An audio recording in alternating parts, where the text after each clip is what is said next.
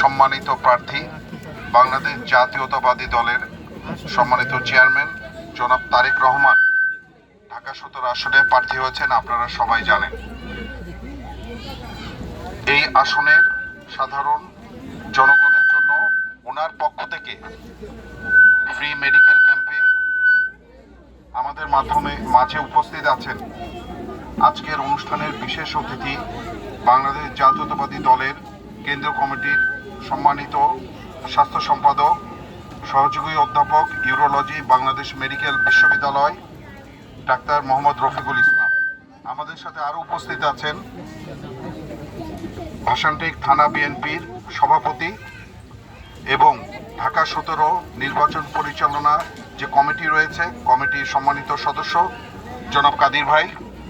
উপস্থিত আছেন আপনাদের সবার পরিচিত বিগত ফ্যাসিস্ট সরকারের সময় বারবার নির্যাতিত 3 বার নির্বাচিত মহিলা ওয়ার্ড কমিশনার এবং জাতীয়তাবাদী মহিলা দলের কেন্দ্রীয় কমিটির সদস্য, জাতীয়তাবাদী মহিলা দল ঢাকা মহানগরী কমিটির সাবেক সাধারণ সম্পাদক, আপনাদের সকলের পরিচিত জনাব আমেনা খাতুন।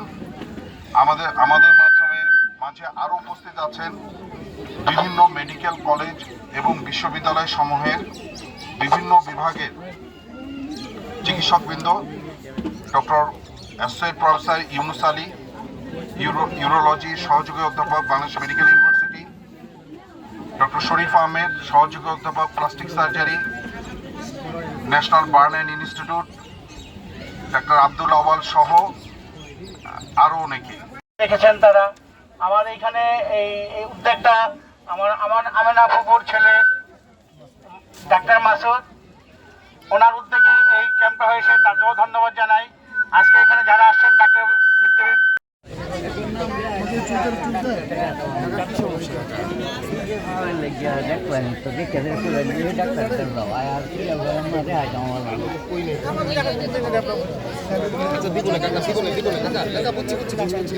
সমস্যা মাহফুজ আমাদেরকে নিয়ে এই সমস্যা বলেন, হামলাচির মতো হয়।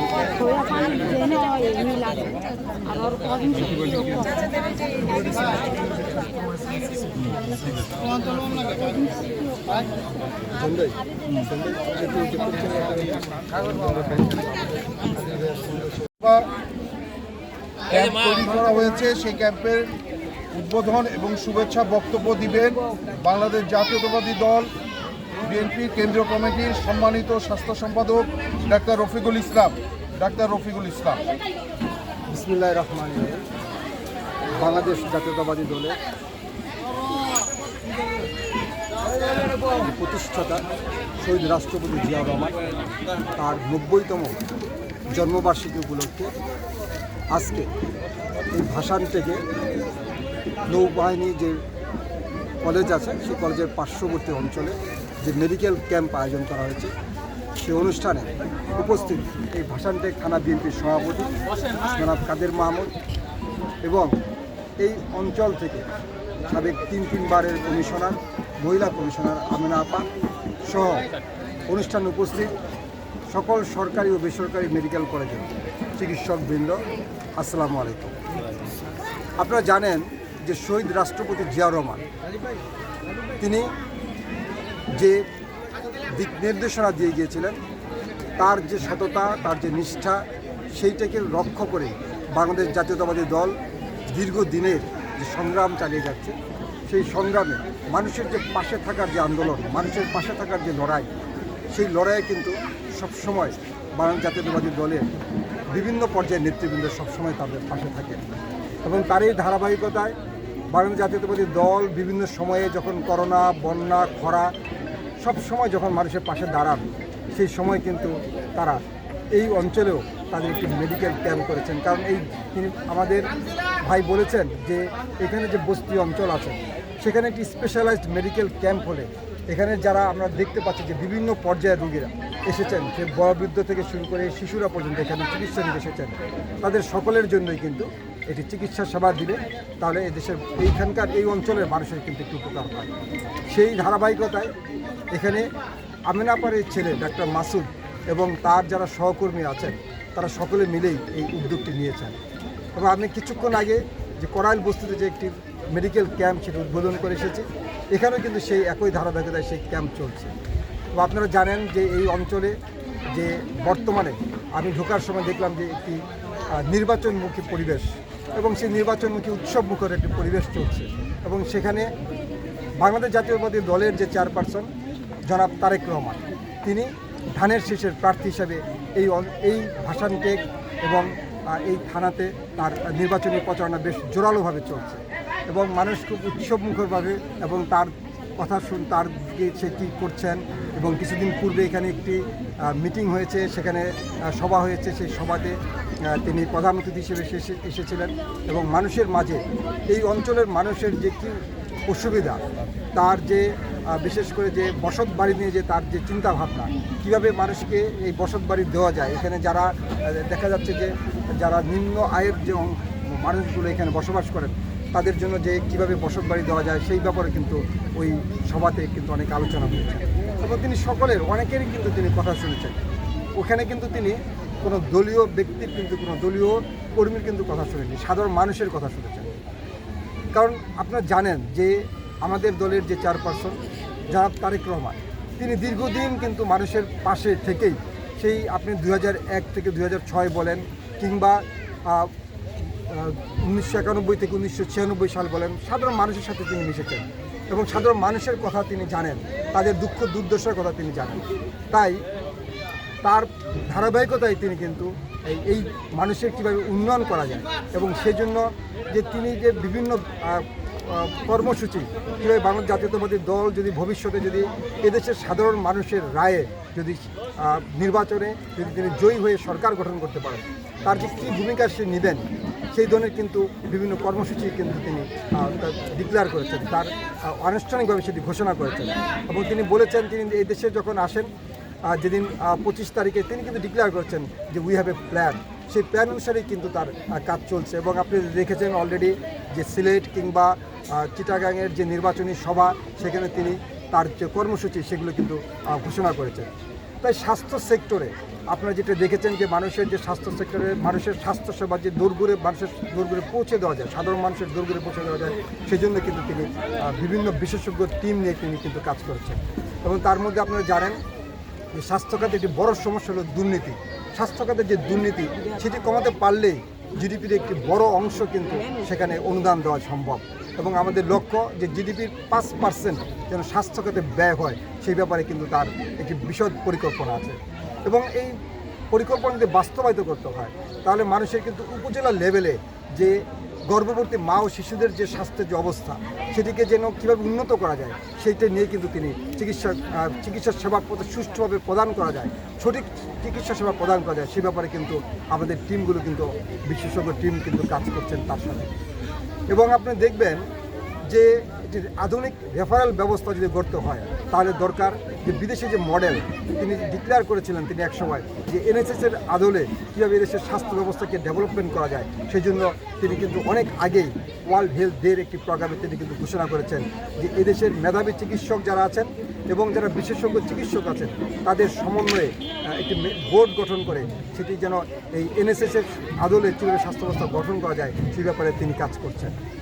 এবং আপনারা আরও দেখবেন যে এদেশে যে ভ্যাকসিনেশনের যে একটি প্রবলেম, সেই ভ্যাকসিনেশন প্রবলেমটিকে কীভাবে আরও কাটিয়ে সুন্দর করে গঠন করা যায় এবং নতুন নতুন ভ্যাকসিন আবিষ্কার করা যায়, সেই ব্যাপারে কিন্তু আমাদের টিমগুলো কাজ করছে। এবং আমাদের যে আমরা যে বিভিন্ন দফা ঘোষণা করেছি এবং স্বাস্থ্য নীতি নিয়ে যে আমরা যে কথা বলেছি তাতে স্বাস্থ্য সুরক্ষা আইন, কারণ আপনারা যারা এই যে চিকিৎসা নিতে এসেছেন যে সকল রুগী বা যারা চিকিৎসা প্রদান করছেন যে সকল চিকিৎসকবৃন্দ এবং যে প্রতিষ্ঠানে চিকিৎসা প্রদান করছেন তাদের সকলেরই কিন্তু একটি সুরক্ষা দরকার। এবং সে ব্যাপারে কিন্তু বাংলাদেশ জাতীয়তাবাদী দল প্রথম থেকে কিন্তু বলে এসেছিলেন যে সকলের স্বাস্থ্য সুরক্ষা করার জন্য আমাদের সকলে একসাথে মিলে আমরা একটু কাজ করি এবং যারা এই ব্যাপারে স্টেক হোল্ডার আছে তাদেরকে নিয়ে যেন আমরা একসাথে মিলে একটি স্বাস্থ্য সুরক্ষা আইন সঠিকভাবে পাশ করানো যায় এবং তাতে মানুষের স্বাস্থ্যসেবার সুরক্ষাটা নিশ্চিত হয়, সে ব্যাপারে কিন্তু কাজ করার জন্য আমরা অনেকভাবে বলেছিলাম এই বর্তমান ইন্টেরিয়র গভর্নমেন্টকে। তাই আমি আমাদের দলের চেয়ারপারসনের সাথে এই ব্যাপারে কথা হয়েছে এবং তিনি বলেছেন যে মানুষের সাধারণ মানুষের রায়ে এই সুষ্ঠু নির্বাচনের মাধ্যমে যদি স্থায়ী গণতন্ত্র যদি দেশে প্রতিষ্ঠা করা সম্ভব হয় তাহলে অবশ্যই এই সকল ব্যাপারে তিনি আরও গভীরভাবে চিন্তাভাবনা করবেন এবং কীভাবে একটি মানুষের স্বাস্থ্য ব্যবস্থাকে সুরক্ষিত করা যায় সে ব্যাপারে তার চিন্তাভাবনা আছে। তাই আমি অনুরোধ করব আপনারা যারাই এখানে কাজ করছেন, কিন্তু একটি নির্বাচনী পরিবেশ চলছে, সেই নির্বাচনী পরিবেশে আমাদের উচিত যারা নির্বাচনী ওয়ার্ক করছেন, যারা মানুষের ডোর টু ডোর নক করতে হবে এবং সেখানে যদি আপনি ডোর টু ডোর নক করতে পারেন মানুষের কাছে মানুষের ভোট যেতে হবে। এবং এখানে কিন্তু মনে রাখতে হবে এই এরিয়া থেকে কিন্তু বাংলাদেশ জাতীয়তাবাদী দলের চেয়ারপারসন কিন্তু নির্বাচন করছেন। সুতরাং সে যদি এখান থেকে যদি তার মানুষের ভোটে যদি সাধারণ মানুষের ভোটে যদি জয়লাভ করতে পারেন তাহলেই সম্ভব এই যে আমি স্বপ্নগুলো বললাম সেই স্বপ্নগুলোকে বাস্তবায়ন করা এবং তার পক্ষেই সম্ভব সেই স্বপ্নগুলোকে বাস্তবায়ন করা।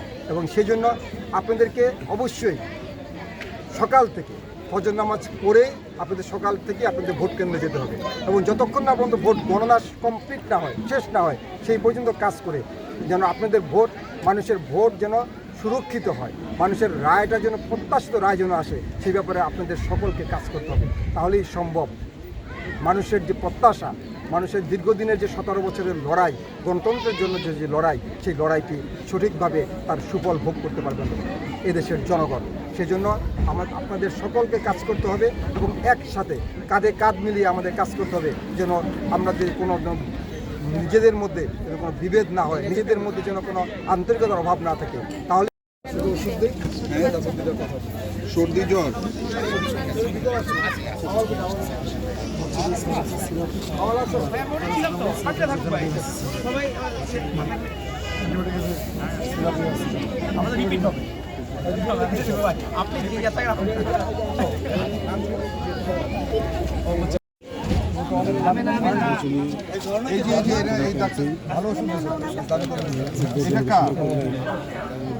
আপনার নাম কি আমিনা নাকি আম্বিয়া? আম্বিয়া, তাহলে আপনি একটু দাঁড়ান। আমেনা কে? আমেনা বয়স কত? আচ্ছা,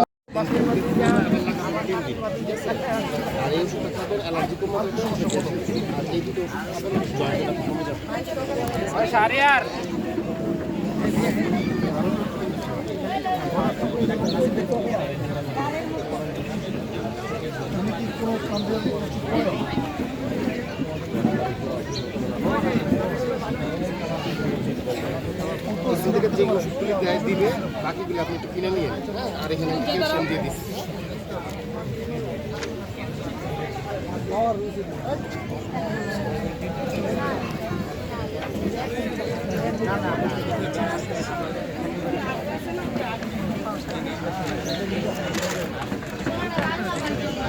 রহমান রহিম। শহীদ রাষ্ট্রপতি জিয়াউর রহমানের 90তম জন্মবার্ষিকী উপলক্ষে আজকে ঢাকা কলেজের মেডিকেল কলেজের ফ্রি মেডিকেল টিম সকলের মাঝে কি করেন আপনি? মেডিসিন বিতরণ করতেছে। বাসায় থাকে, পড়াশোনা করেন? বাসায় থাকে। শাহনাজ কে? শাহনাজ কি চিনেন? নামটা বলো, একটু বলেন। শাহনাজ, হ্যাঁ কে? খালদা কি শাহনাজ? তার ছেলে। শাহনাজ কি? এই নেন। ঠিক আছে, নেন নেন। ঝর্ণা কে? বলেন না।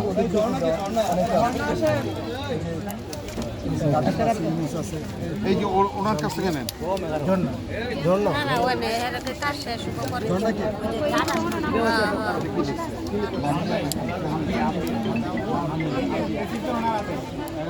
11 বছর বয়স। লামিয়া কে? লামিয়া কে? লামিয়া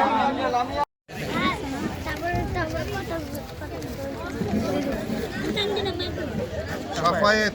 সাফায়েত কে? সাফায়েত 5 বছর বয়স। সাফায়েত। মাসুদ, এই যে তোমরা এটা দাও। এই যে সাফায়েত। সাফায়েত কে? আপনার মতো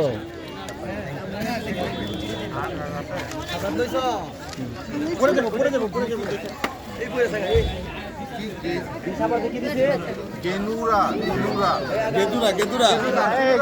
জেনুরা।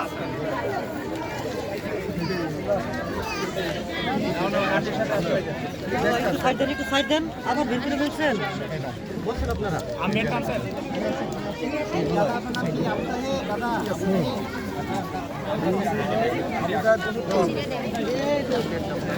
আবু তাহের, আপনি আবু তাহের, এই নাও তুমি নাও। এই যে ম্যাডামের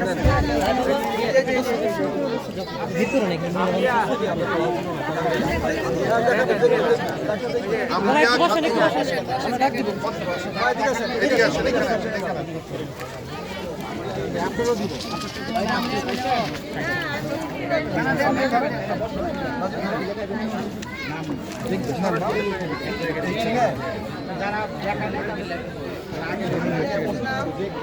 তারেক রহমান, তারেক রহমানের নাম শুনছে? তারেক রহমান যে ছেলে তার ক্যাম্প চলতেছে। ঠিক আছে, ঠিক আছে, যা। Thank you. ঠিক আছে।